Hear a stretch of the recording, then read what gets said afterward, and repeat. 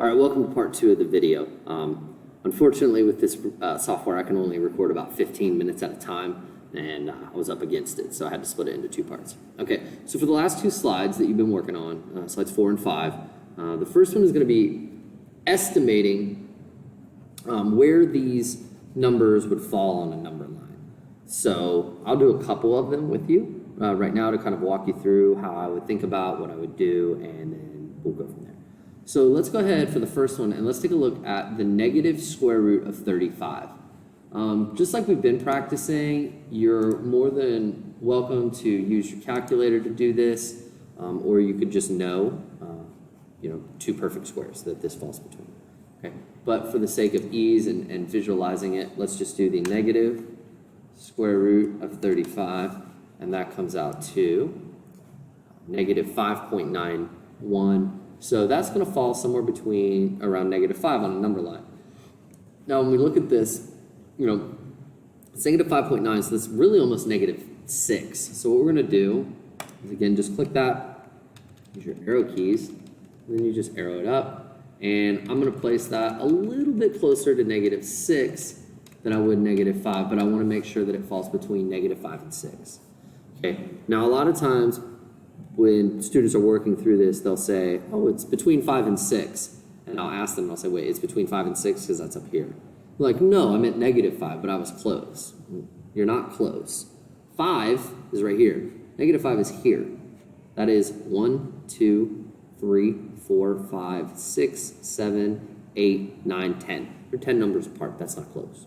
All right, for the next one, let's go ahead and do negative 624%. So anytime you get a percent, if you don't remember to move the decimal point, that strategy, you can always take the percentage, negative 624, and divide it by 100, and that gives you the decimal value. It's negative 6.24. So on this one, it's negative 6.24, so it's a little bit less than negative 6. And yes, I said less because we're talking about negative numbers. Remember, the bigger the number gets in a negative value, the further away from 0 it is, so the smaller it is. On this one, we're going to take negative 6.24, and that will go between negative 6 and negative 7. Okay, so we'll put that right about there, and they fall on top of each other. It's kind of ugly, but I know where they go, so we're okay. Last one we'll look at, let's look at negative 2/3. Now this one gave some people some problems. So negative 2 divided by 3, negative 2/3. That's negative 0.6 repeating. So on this one, that's going to fall between 0 and negative 1. A lot of people think it falls between 1 and 0. It doesn't. It's 0 and negative 1. So that will go here, and again, a little bit closer to 1 because it is just over halfway. All right, go ahead and pause the video, and I want you to put 8.45 and the square root of 49 on your number. Okay, thanks for pausing. And you should have this. 8.45 should be right between 8 and 9. Good there. And then the last one you have is the square root of 49. And most of you all know that 7 times 7 is 49, so I would drop that right there on the number 7.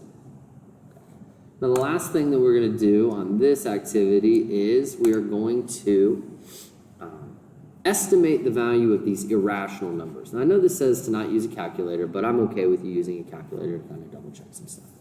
Here's the easiest way to do this. Let's go ahead and look at 8 and 9, okay? So what I want to remember is that 8 times 8 is 64, and 9 times 9 is 81. So what I want to do on this activity is I want to look for a irrational number that we have up here in our chart that falls between 64 and 81.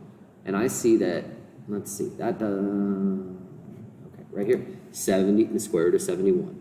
So what I would do is grab that, I'm going to arrow down, and then I will place it between 8 and 9. I want you to go ahead, pause this video, and we'll come back with the correct answers.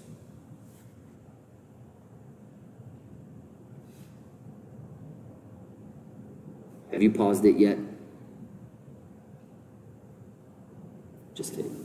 Okay, thanks for pausing, and here are the correct answers. So, Between 1 and 2 should be the square root of 3. Between 6 and 7 should be the square root of 45. Between 9 and 10 should be the square root of 99. Between 3 and 4 should have the square root of 7. I'm sorry, that's not right. Not the square root of 7. Should have the square root of 14.